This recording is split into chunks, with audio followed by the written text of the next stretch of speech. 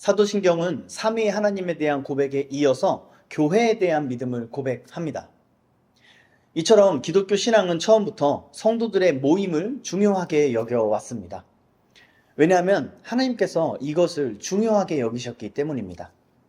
종교개혁자 장 칼뱅은 교회는 모든 신자의 어머니다 라는 유명한 말을 하기도 했는데요. 그리고 이어서 이렇게 말했었습니다. 주님은 그분의 은혜의 모든 보화를 교회에 위탁하셔서 교회가 그 보화들을 관리하고 분배하는 임무를 수행하게 하신다. 따라서 우리가 하나님의 나라에 들어가려면 믿음으로 교회를 인정해야 한다. 믿음으로 교회를 인정하는 것과 우리가 하나님의 나라에 들어가는 것을 동일시 여기는 듯한 이 주장은 결코 과장이 아닙니다.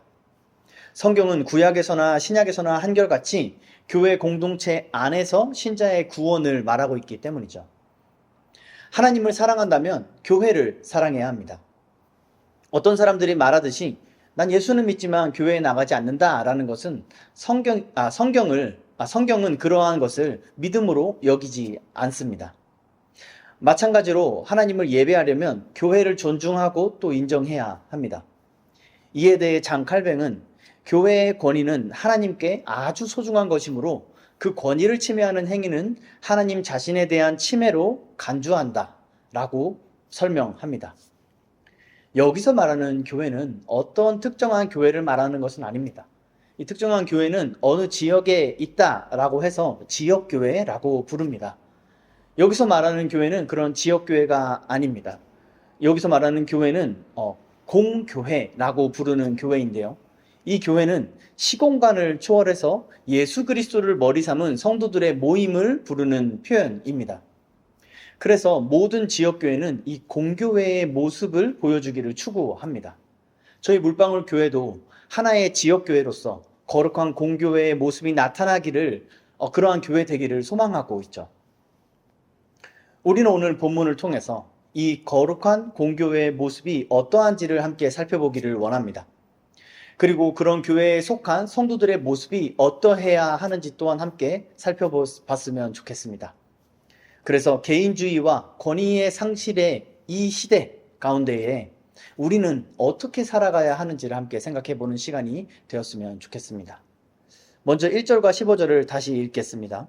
여호와여 다윗을 위하여 그의 모든 겸손을 기억하소서. 그가 여호와께 맹세하여 야곱의 전능자에게 서원하기를 내가 내 장막집에 들어가지 아니하며 내 침상에 오르지 아니하고 내 눈으로 잠들게 하지 아니하며 내 눈꺼풀로 졸게 하지 아니하기를 여호와의 처소 곧 야곱의 전능자의 성막을 발견하기까지 하리라 하였나이다. 여기 1절에서 겸손으로 번역된 단어는 고난, 괴로움으로 번역돼야 합니다. 저희가 지금 보고 있는 이 개역개정을 번역했던 이 대한성서공회에서도 얼마 전에 새롭게 새 한글 성경이라고 번역본을 출간했는데요. 거기에서도 이 본문을 괴로움으로 번역하고 있습니다. 그러면 그렇게 괴로움으로 번역해서 1절을 봤을 때 3절, 4절의 말씀이 다윗이 겪는 괴로움이 무엇인지에 대한 묘사다라고 볼 수 있겠죠. 다윗이 왜 이런 괴로움을 겪는 것일까요? 그것에 대한 답은 밑에 5절에 설명하고 있습니다. 바로 성막을 발견하지 못해서입니다. 여기서 발견하기까지라는 단어는 무언가를 할 수 있는 위치에 있기까지라는 의미도 가지고 있습니다. 즉 다윗은 여호와의 성막을 발견하는 것뿐만 아니라 그 성막이 제자리를 찾아서 제 기능을 하기까지 괴로워할 것이라고 맹세하고 있는 것이죠.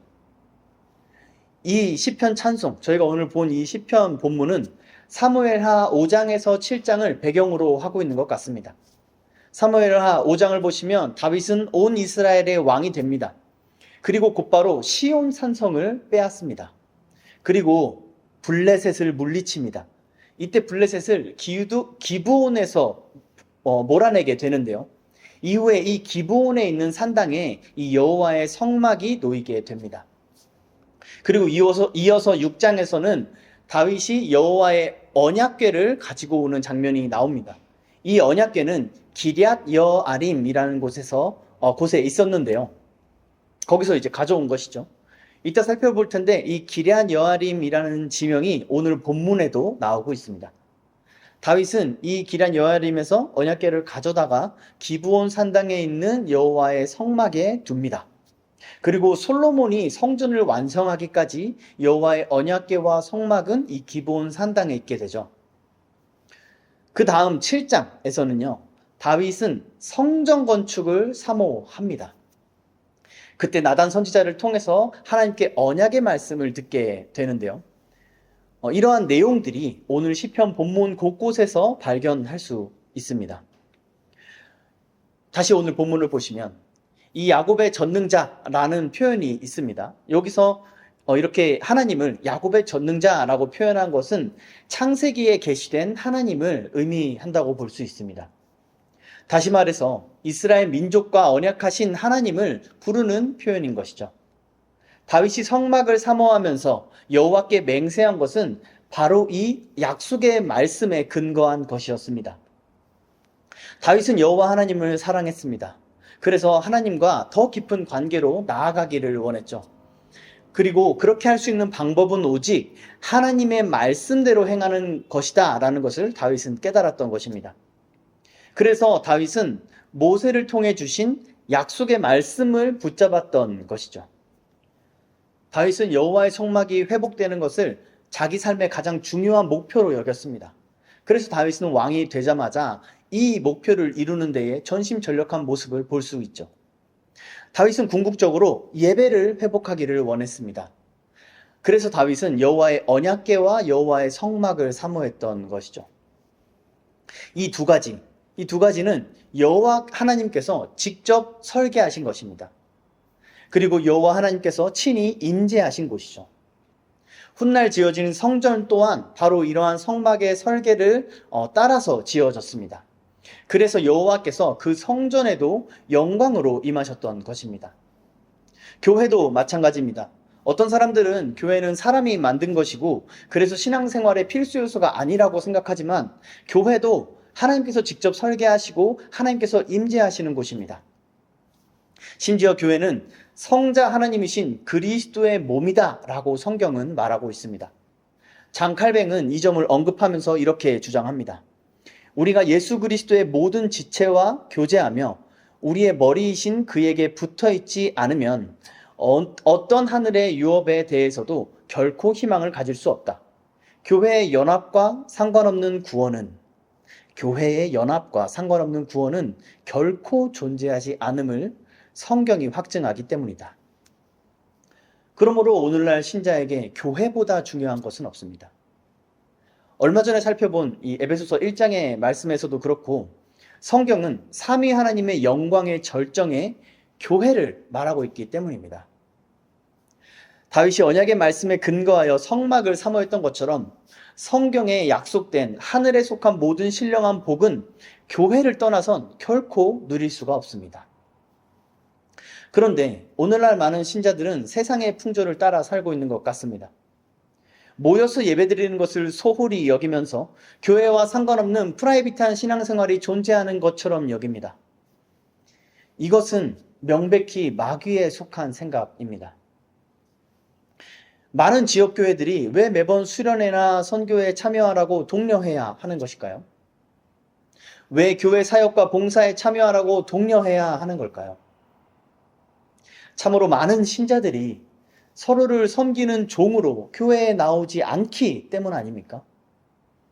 그만큼 교회를 사랑하지 않고 존귀 여기지 않기 때문 아닙니까? 오히려 자기가 교회 안에서 서비스를 받고 싶어 하기 때문에 그런 건 아닙니까? 우리가 정말 그리스도를 믿는 사람이라면 우리의 삶은 교회 중심적이 되어야 합니다. 사랑하는 성도 여러분, 자기의 삶의 모든 계획과 목표와 모든 일정들을 교회를 중심으로 다시 세우시기를 바랍니다. 오늘날 교회 안에서 개인의 일정 때문에 예배에 빠지고 성도의 모임에 빠지는 것이 너무 자연스럽고 당연하게 여겨지고 있습니다. 여러분, 이것은 당연하게 여겨질 것이 아닙니다. 결코 당연하게 여겨져서는 안 될 일입니다. 우리는 모두 마귀에게 속고 있는 것입니다. 오늘 본문은 성도가 모이지 못해서 괴로워하고 있는 한 예배자를 우리에게 보여줍니다. 오늘 본문은 성도들이 함께 모여 온전한 예배를 드리지 못해서 괴로워하고 있는 한 사람을 우리에게 보여줍니다. 우리가 바로 그 한 사람, 우리가 바로 그 한 예배자가 되어야 하지 않겠습니까? 다윗이 괴로워하기까지 사모한 것은 하나님께서 직접 설계하신 성막이었습니다. 여기서 우리는 교회가 하나님이 가르쳐 주신 원리를 따라야 한다는 것을 배워야 합니다. 성막과 성전에서는 그 안에 들어가는 물건들과 그것의 배치, 그리고 구조들을 통해서 하나님이 정하신 원리들이 반영되었습니다. 그러한 것들이 신약의 교회에서는 교회의 정치와 예배의 방식들을 통해서 반영되었다고 할 수 있죠. 이처럼 구약과 신약의 말씀은 우리가 예배하는 하나님이 어떤 분이신지, 그리고 그 하나님을 어떻게 예배해야 하는지를 우리에게 가르쳐 주고 있습니다. 다윗은 언약궤를 성막에 가져오는 일에 있어서도 실패를 경험했었습니다. 하나님께서 가르쳐 주신 원리를 따르지 않았기 때문에 실패하게 된 것이죠. 이 사실을 깨달은 다윗은 그 원리를 따라서 다시 시도합니다.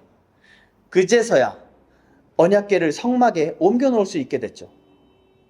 이처럼 교회는 하나님의 말씀을 원칙과 규율로 삼아야 합니다. 하나님을 예배하는 건 역시 우리의 마음대로 해서는 안 되는 것이죠. 세상에서도 주요 인사를 접견할 때 예를 갖춘 의전을 따릅니다. 기업의 회장이나 한 나라의 장관 혹은 대통령을 맞이할 때 말이죠. 높은 격을 갖춘 사람이나 어떤 단체일수록 더욱더 이러한 규율을 엄숙하게, 철저하게 지킵니다. 그렇다면 만왕의 왕이요, 만주의 주이신 하나님 아버지를 예배하는 일에는 더욱더 그러해야 하지 않겠습니까? 심지어 그분이 우리에게 생명을 주시는 분이시라면 더욱더 우리의 목숨을 다하여 합당한 예우와 규율을 지켜야 하지 않겠습니까? 우리의 예배를 한번 돌아봅시다. 우리가 교회를 대하는 태도를 돌아봅시다. 저는 우리가 너무 제멋대로 예배하고 있는 것 같다고 생각이 듭니다. 우리가 은혜로 받은 자유와 사랑을 핑계 삼아서 방종하게 행하고 있는 건 아닐까요? 오늘날 교회의 권위는 어떻습니까? 세상에서 멸시를 받는 것뿐만 아니라 성도들조차도 교회의 권위를 무시합니다. 그래서 교회의 권면과 징계를 듣기 싫어하고 직분자들을 멸시합니다. 교회란 곳은 언제든지 자기 마음대로 행할 수 있고 자기 마음대로 교회를 옮길 수도 있다고 생각합니다. 사랑하는 성도 여러분, 우리가 정말 하나님을 사랑한다면 우리는 이러한 교회의 현실로 인해 괴로워해야 합니다. 다윗처럼 교회의 온전한 예배와 권위가 회복되기를 간절히 사모해야 합니다. 불평과 불만은 누구나 할 수 있습니다. 비난과 정죄는 누구나 할 수 있습니다. 그러나 교회를 사랑하고 교회를 위해 눈물로 기도하며 괴로워하는 것은 오직 여호와 하나님을 사랑하는 사람만 할 수 있는 일입니다. 신자는 그 사랑으로 인해 교회가 제 기능을 회복하기까지 기꺼이 고난을 감수하는 사람입니다. 누구를 탓하기보다 자기가 먼저 교회를 위해 섬기고 수고하는 사람입니다. 하나님을 사랑하는 우리가 하나님을 참되게 예배하기를 사모하는 것은 당연한 일입니다. 하나님을 참되게 예배하기 위해서는 그분의 임재가 있는 성막, 성전, 교회가 필요합니다. 이 지역적이고 물리적인 것처럼 보이는 것들이 영적인 것을 대체할 수는 없습니다. 하지만 영적인 것이 물리적인 것과 분리되지도 않습니다. 성경은 오히려 이 두 가지를 항상 함께 강조하고 있습니다. 다윗도 이것을 바르게 이해하고 있었던 것 같습니다. 그래서 언약궤와 성막을 매우 귀하게 여기기는 했지만 그것 자체를 신성하게 여기지는 않았습니다. 그래서 성막을 대체할 성전을 생각해낼 수 있었고 그것을 하나님께서 기뻐하실 것이라고 생각할 수 있었던 것이죠. 그리스도께서 이 땅에 오셔서 물리적인 성막과 성전은 더 이상 필요 없어졌을 때에도 이 원리는 동일하게 적용됩니다. 오히려 더 고상한 율법으로, 오히려 더 어려운 율법으로 갱신되었죠. 바로 각 지역에서 성도들이 자발적으로 모이기에 힘써야 하는 것입니다. 성령 안에서 자유롭게 예배하되 성경이 가르쳐주는 예배의 원리와 그 말씀의 규율과 규칙을 따라야 하는 것입니다. 주일뿐만 아니라 삶의 모든 순간에서 이러한 원리대로 삶의 예배를 드려야 하는 것입니다. 그래서 모든 성도들은 교회로 모여서 그리스도를 머리 삼은 거룩한 공교회가 무엇인지, 하나님을 참되게 예배하는 것은 무엇인지 배워야 했습니다. 오늘날도 마찬가지죠. 이어지는 본문에서도 우리에게 그것을 가르쳐주고 있습니다. 6절에서 12절을 함께 읽겠습니다. 우리가 그것이 에브라다에 있다 함을 들었더니 나무밭에서 찾았도다.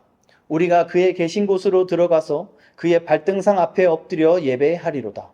여호와여 일어나사 주의 권능의 궤와 함께 평안한 곳으로 들어가소서. 주의 제사장들은 의의 옷을 입고 주의 성도들은 즐거이 외칠지어다. 주의 종 다윗을 위하여 주의 기름 부음 받은 자의 얼굴을 외면하지 마옵소서. 여호와께서 다윗에게 성실히 맹세하셨으니 변하지 아니하실지라. 이르시기를 내 몸의 소생을 내 왕위에 둘지라.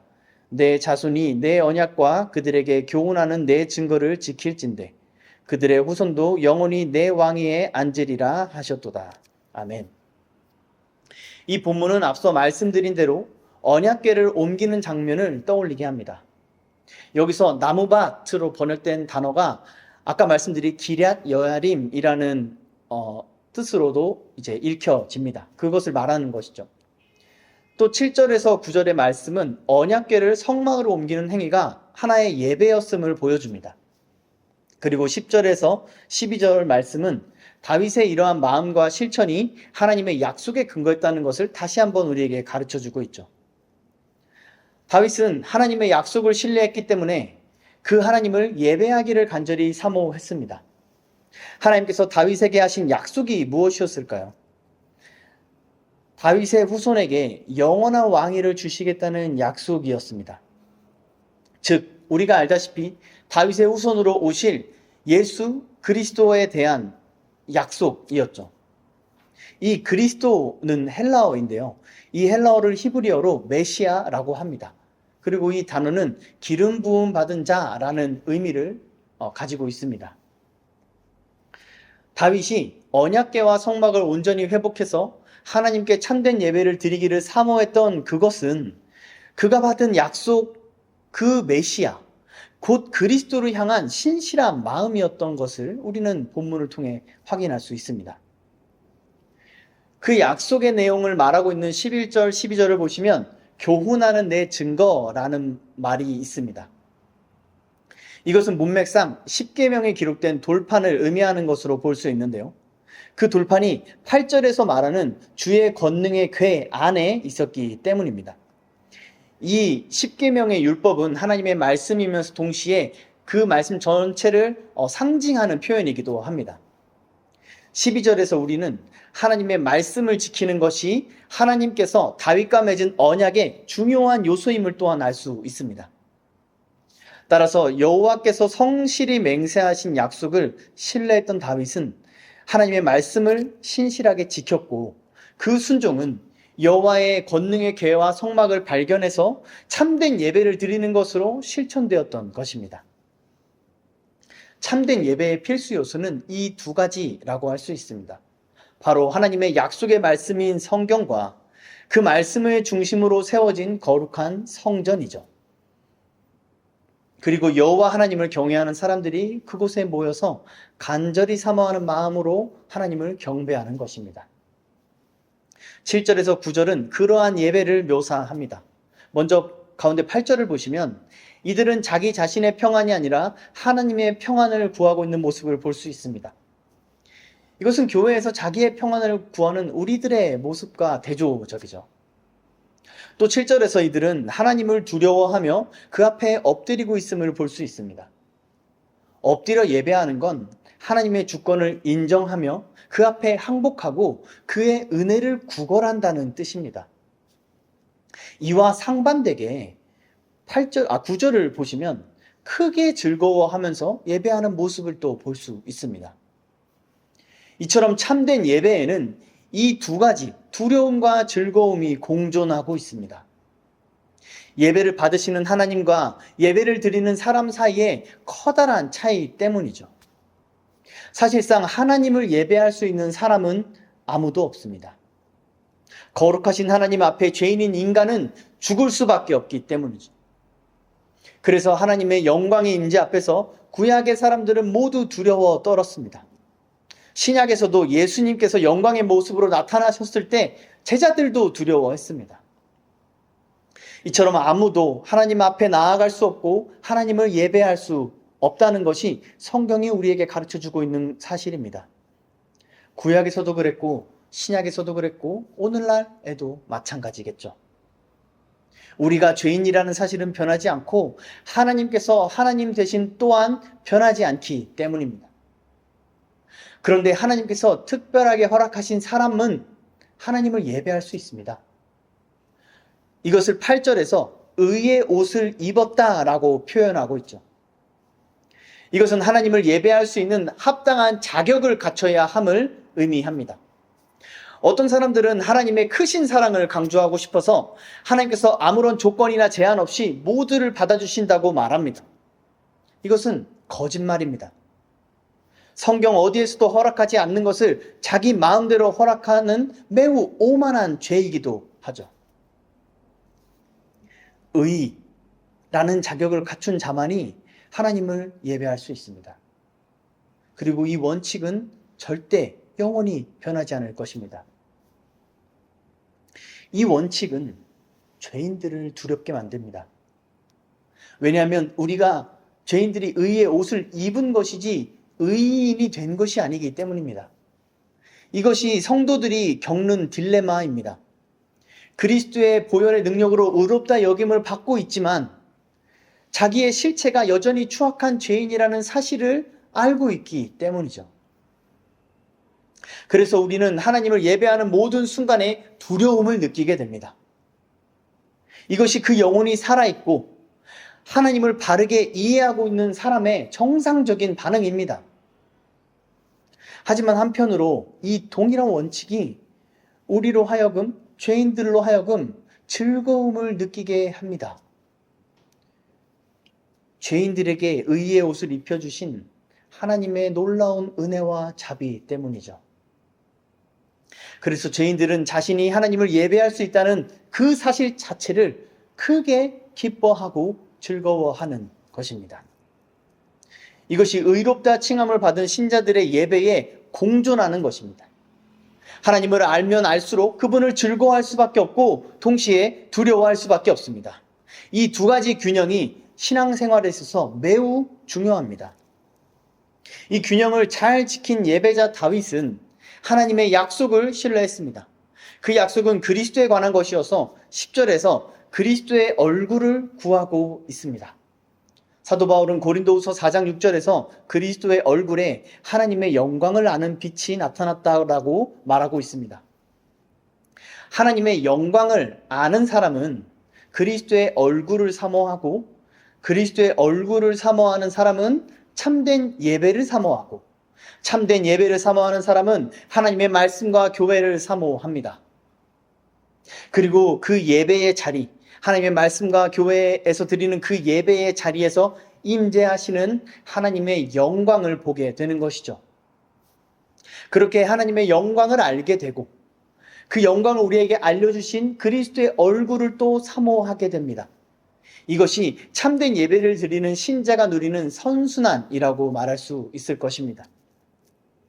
이러한 선순환의 중심에는 그리스도가 계시다는 것은 명백합니다. 하나님의 말씀이 온통 그리스도를 우리에게 가르쳐주고 계시고 하나님께서 죄인에게 입으시는 의의 옷 그 자체가 의의 옷 그 실체가 예수 그리스도라고 또 우리에게 가르쳐주기 때문입니다.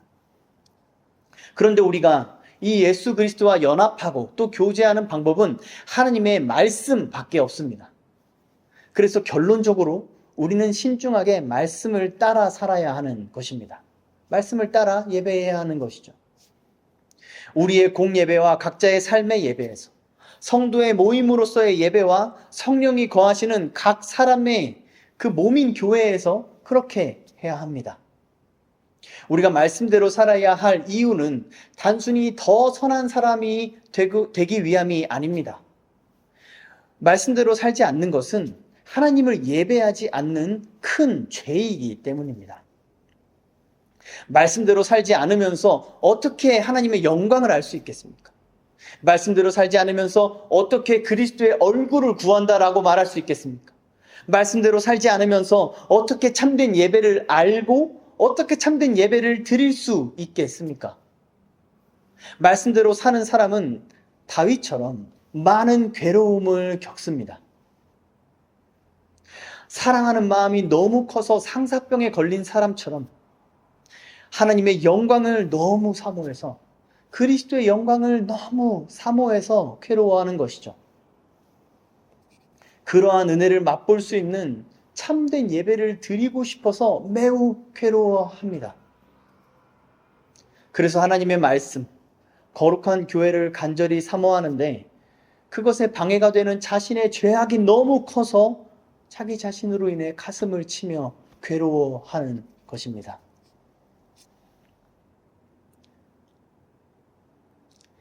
이처럼 말씀대로 사는 사람은 자신의 죄악으로 인해 괴로워하면서 말씀대로 살고자 발버둥칩니다. 참된 예배와 거룩한 공교회에 임재하시는 하나님의 영광을 너무너무 사랑하고 그 영광을 아는 빛으로 우리에게 비추시는 그리스도의 얼굴을 너무너무 사랑하기 때문에 말이죠.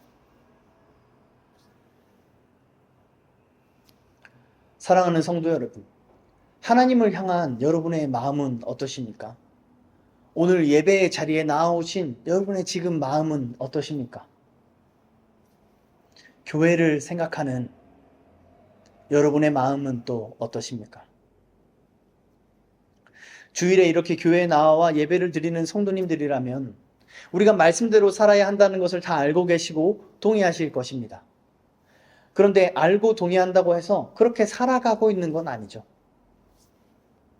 우리는 왜 말씀대로 살지 않는 걸까요? 그 이유를 혹시 아십니까? 여러 가지 이유가 있겠지만 가장 큰 이유는 하나님을 두려워하지 않기 때문입니다. 말씀대로 살지 않는 죄악을 심판하시는 하나님을 그다지 무서워하지 않기 때문입니다. 미국에서는 경찰이 지닌 공권력이 매우 강력합니다. 그래서 경찰을 폭행하거나 죽이는 사람을 대하는 미국 시민들의 태도는 매우 강경하고 또 아주 냉혹하죠. 그래서 사람들은 경찰의 지시에 순종적으로 따릅니다. 경찰의 지시에 따르지 않거나 저항하면 진짜 죽을 수도 있기 때문이죠. 그래서 미국 사람들 대부분은 경찰을 두려워하면서 그들을 존중합니다. 사람은 이런 존재입니다. 사람은요, 두려워하는 대상에게 순종적인 태도를 보이는 존재입니다. 따라서 우리가 하나님의 말씀에 순종하지 않는 것은 하나님을 두려워하지 않는다는 반증입니다. 경찰의 지시를 따르지 않는 것보다, 미국의 경찰의 지시를 따르지 않는 것보다 하나님의 말씀에 순종하지 않는 대가가 훨씬 크다는 사실을 모르는 것입니다. 흔히 하는 말로 무식하면 용감하다라는 말이 있죠. 이 경우에 아주 잘 맞는 말인 것 같습니다. 하나님이 어떤 분이신지 알지 못하기 때문에 겁없이 말씀대로 살지 않는 것이죠. 그래서 우리는 하나님에 대한 바른 지식이 필요합니다. 특히 하나님의 공의에 대한 지식이 우리로 하여금 하나님을 두려워하게 만듭니다. 하나님을 두려워해야 우리를 사망에 이르게 하는 죄악을 멀리하게 되고 하나님의 은혜를 사모하게 됩니다. 그 결과 죄인들에게 은혜를 베푸시는 하나님을 알게 되고 그 하나님을 더욱 사랑하게 되고 그 하나님을 더욱 예배하기를 사모하게 되는 것이죠. 이렇게 하나님을 두려워하는 우리 모두가 되기를 그리스도의 이름으로 간절히 축원합니다. 하나님의 말씀을 통해 하나님을 바르게 아는 사람은 이처럼 하나님을 두려워할 수밖에 없습니다. 하나님을 두려워하지 않으면서 하나님을 즐거워하기만 하는 신앙은 존재하지 않습니다. 참된 예배는 하나님을 두려워하는 것과 하나님을 즐거워하는 것이 공존합니다. 이 균형을 상실한 모든 거짓말에 속지 마십시오. 질서도 없고 품위도 없이 그저 하나님을 즐거워하기만 하면 된다고 말하는 거짓말에 속지 마십시오. 아무 두려움 없이 하나님을 속 편하게 대하기만 하면 된다는 식으로 말하는 거짓말들에 속지 마십시오. 성경은 우리에게 여호와를 두려워하는 것과 즐거워하는 것을 동시에 가르쳐 주고 있습니다. 이것은 그리스도를 통해 가장 확실하고 분명하게 드러났죠. 바로 하나님의 사랑과 공의의 절정인 그리스도의 십자가에서 말입니다. 이뿐 아니라 주님께서 이 땅에서 사역하셨던 모습들 속에서도요, 불쌍히 여기시는 사랑의 모습과 꾸짖고 정죄하시는 공의의 모습이 공존하고 있습니다. 우리가 이 예수님을 참되게 바라볼 때 하나님의 영광을 보게 될 줄 믿습니다. 이 진리를 교묘하게 왜곡하는 거짓말들에 속지 마십시오. 하나님을 두려워하고 하나님을 즐거워하는 우리가 되기를 간절히 축원합니다. 이 두 가지 균형을 이루어야 우리는 하나님을 온전히 사랑할 수 있고 또 참되게 예배할 수 있습니다. 이때 참된 예배자는 하나님을 향한 두려움과 즐거움 속에서 진정한 평안과 위로를 맛보게 될 것입니다. 왜냐하면 그러한 예배가 드려지는 성전, 교회를 하나님께서 지극히 사랑하시기 때문입니다. 13절에서 18절을 이어서 읽겠습니다. 여호와께서 시온을 택하시고 자기 거처를 삼고자 하여 이르시기를 이는 내가 영원히 쉴 곳이라 내가 여기 거주할 것은 이를 원하였음이로다. 내가 이 성의 식료품에 풍족히 복을 주고 떡으로 그 빈민을 만족하게 하리로다. 내가 그 제사장들에게 구원의 옷을 입히리니 그 성도들은 즐거이 외치리로다. 내가 거기서 다윗에게 뿔이 나게 할 것이라. 내가 내 기름 부음 받은 자를 위하여 등을 준비하였도다. 내가 그의 원수에게는 수치를 옷 입히고 그에게는 왕관이 빛나게 하리라 하셨도다. 이 13, 14절을 원어로 보시면 원하셨다라는 표현이 2번 등장합니다. 그만큼 하나님께서 이 교회를 영원히 쉴 곳, 영원한 거처로 삼으시기를 원하고 원하셨다고 강조하고 있는 것이죠. 이 표현은 종말에 완성될 새 하늘과 새 땅을 연상하기도 합니다. 만물이 심판을 받고 새롭게 되는 그날에 남아있을 것은 오직 거룩한 교회뿐이죠. 이처럼 하나님께서 원하시고 원하시는 교회는 베푸는 곳이다 라고 본문은 가르쳐주고 있습니다. 하나님은 교회를 통해서 가난한 자들을 돌보시고 성도들을 구원하셔서 하나님을 예배하게 하십니다. 이렇게 영과 육의 구원을 베푸는 곳이 바로 하나님의 영원한 거처인 교회라고 노래하고 있는 것이죠. 바로 이러한 교회, 거기에서 하나님의 영광이 나타납니다. 17절에서 거기서는 하나님을 참되게 예배하는 곳을 의미합니다. 이 단어는 그때에 라고도 해석할 수 있는데요. 그러면 하나님을 참되게 예배하는 그때에 라고 본문을 또 이해할 수 있을 것입니다. 하나님께서 거기서 뿔이 나게 하실 것이다 라고 말하고 있습니다. 구약에서 뿔은 권력, 능력을 상징합니다.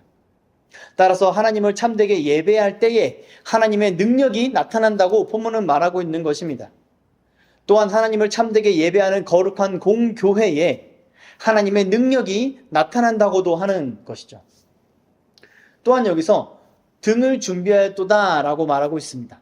여기서 준비하였다라는 말은 어떤 특별한 목적을 위해 준비한다는 의미로 쓰이는 단어가 이 본문에서 쓰였는데요. 대개는 전쟁에 관련된 단어로 사용되는 단어입니다.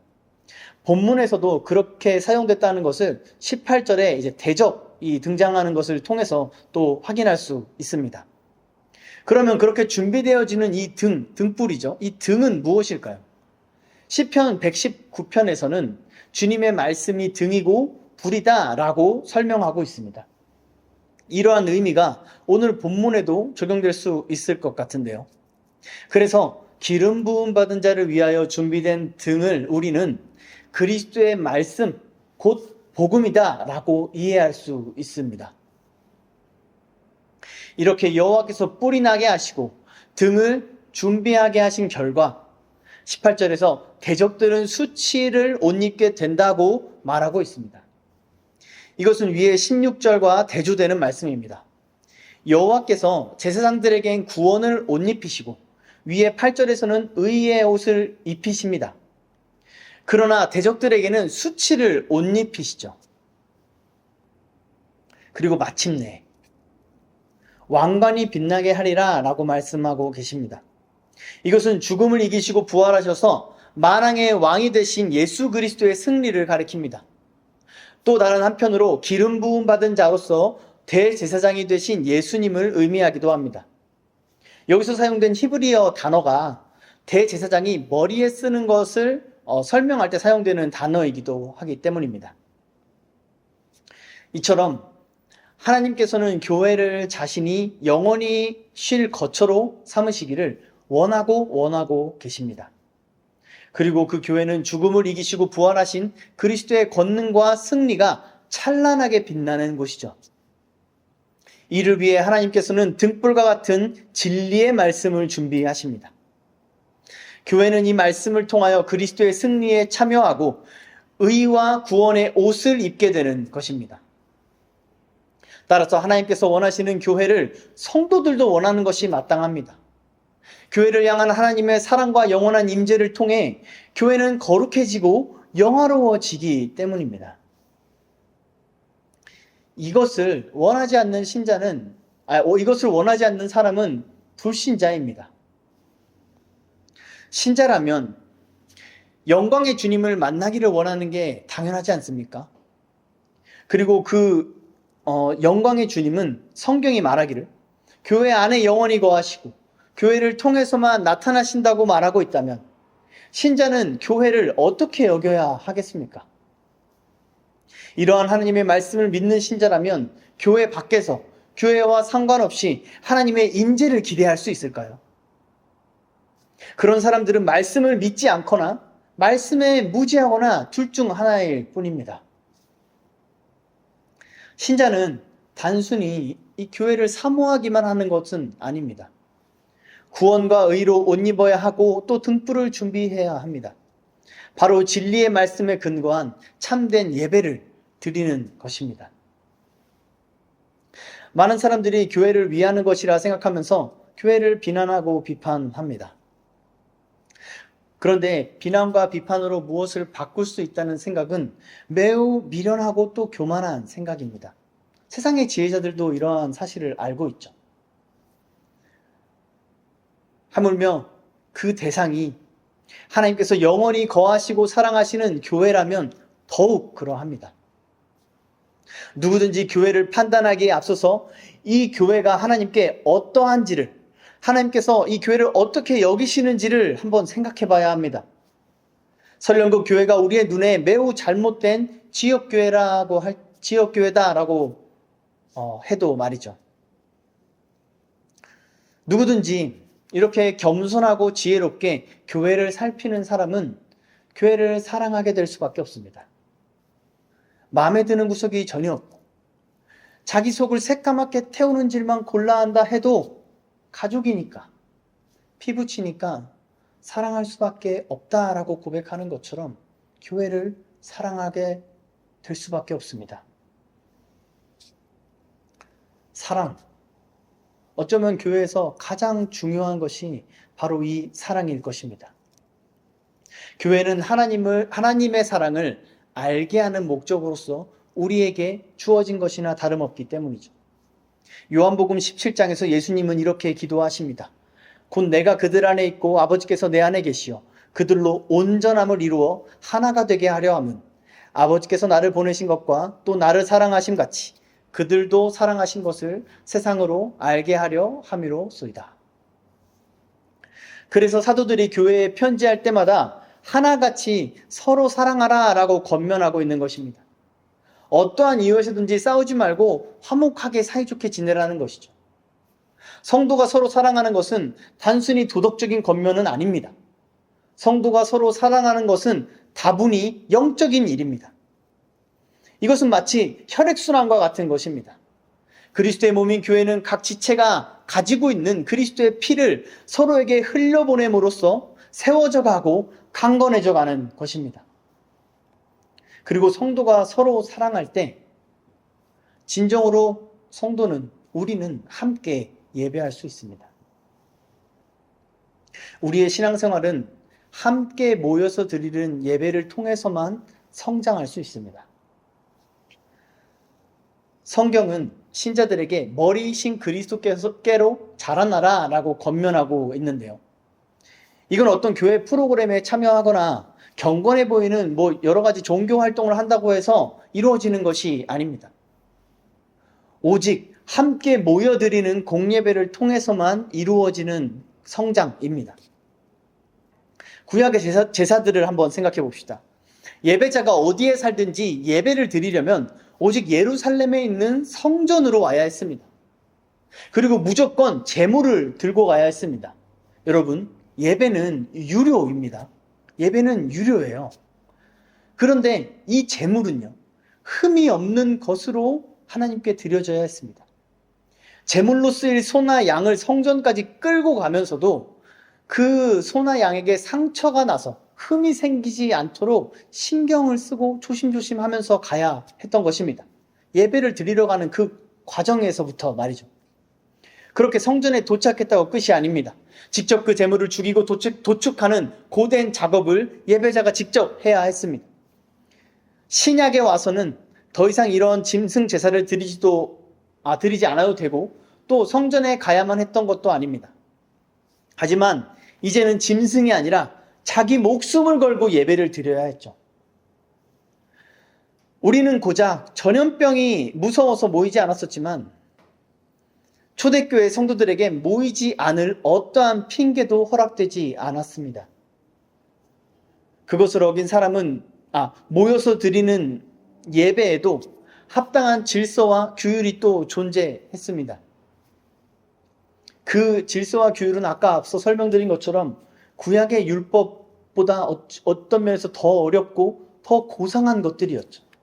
그리고 그것을 어긴 사람들은 교회에서 쫓겨나기도 했습니다. 사실 우리도 그래야 합니다. 초대교회랑 현대교회랑 달라진 것이 없기 때문이죠. 단지 예배와 교회를 대하는 성도들의 태도가 더 방종해졌다라는 변화가 있을 뿐입니다. 여전히 성도들은 어떠한 핑계도 없이 모여야 합니다. 그리고 하나님의 말씀을 통해 바른 예배의 질서와 규율을 배우고 실천해야 합니다. 이처럼 하나님의 말씀을 따르는 예배는 그 말씀에 완전히 순종하셔서 죽음을 이기시고 부활하신 그리스도의 영광을 맛보게 해줍니다.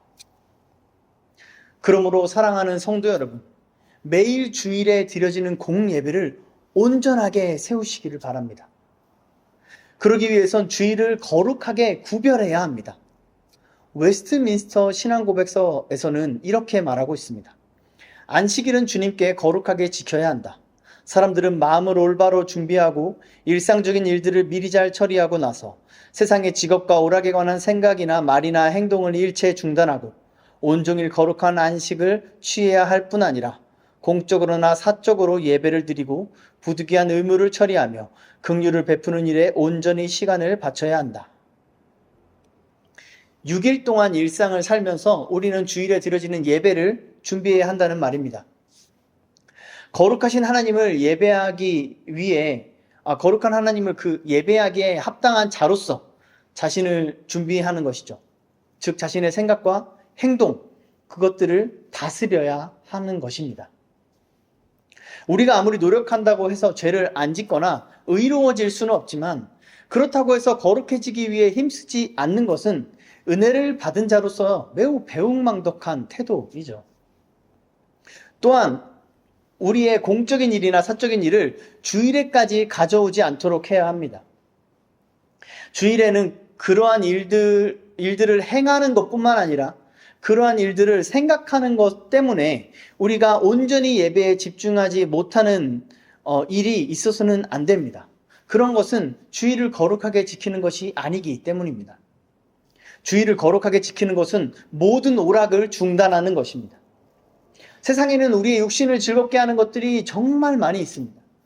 대부분 핸드폰을 통해서 그러한 것들을 쉽게 접할 수 있죠. 그래서 예배 시간만이라도 휴대폰을 끄는 것이 어려운 지경에 이르는 것 같습니다. 우리 이것부터 시작해보는 게 어떨까요? 우리 이것부터 한번 훈련해보면 어떨까요? 주일 하루만이라도 넷플릭스나 쇼츠나 유튜브 같은 것을 보지 않는 훈련 말입니다. 예배드리는 시간만이라도 핸드폰을 끄는 훈련 말입니다.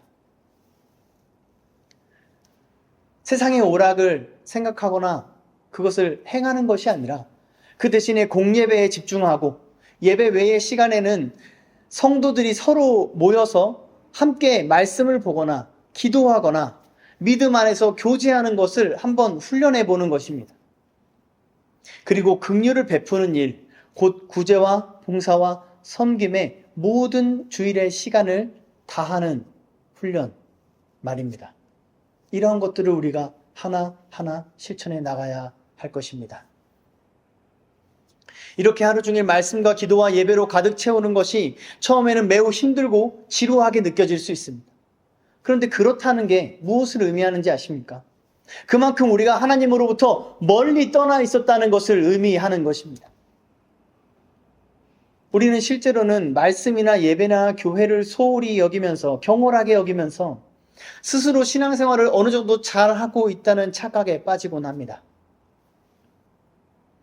예배 때마다 헌금도 안 하고 11조도 안 드리고 주일 성수도 안 지키고 소그룹 모임이나 성경 공부나 교회 봉사는 더더욱 하지 않으면서 자기가 예수를 믿는다고 교회를 다닌다고 말하고 다니는 것에 전혀 부끄러워하지 않습니다. 여러분이 생각해도 좀 문제가 있지 않습니까? 교회 공동체를 존귀 여기지 않는 사람, 그 개인의 경건은 모래성과 같습니다. 오늘 본문을 성도 개인에게도 적용할 수 있을 것입니다. 성경은 성령 하나님께서 거하시는 성도의 몸을 성전이라고도 가르치고 있기 때문이죠. 하지만 이 시편은 이스라엘 공동체의 예배를 노래하고 있습니다. 그리고 대다수의 성경 구절이 이 시편과 같은 맥락을 취하고 있습니다. 오늘날 많은 교인들이 착각하는 것처럼 개인의 예배가 모여서 공동체 예배가 되는 게 아닙니다. 공동체 예배 속에 개인의 예배가 있는 것입니다. 공동체를 떠난 개인은 존재할 수 없습니다. 몸에서 떨어져 나간 지체는 썩어버리고 줄기에서 떨어져 나간 가지는 말라 죽게 마련입니다. 그런데도 성경이 이것을 말하고 이게 사실이고 논리적이고 이치에 맞는 진리임에도 불구하고 많은 사람들이 이것을 뒤집어서 생각해 버립니다. 이것을 뒤집는 것이 바로 사탄의 전략입니다. 우리는 이 거짓의 아비에게 속지 말아야 합니다. 근데 여러분, 사실 이 사탄의 거짓말이 우리에겐 솔깃하게 들립니다. 왜냐하면 우리가 교회를 다니면서 교회 생활하면서 경험하는 것은 영광이나 아름다움이나 즐거움보다 사실 힘들고 괴로운 일들이 더 많기 때문입니다.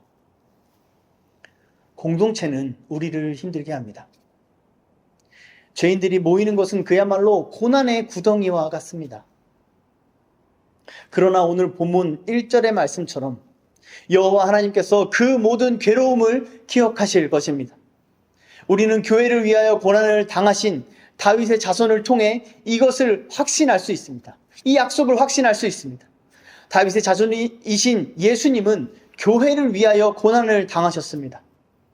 그리고 거룩한 공교회의 머리가 되셨죠. 신앙생활은 그의 고난에 참여하는 것입니다.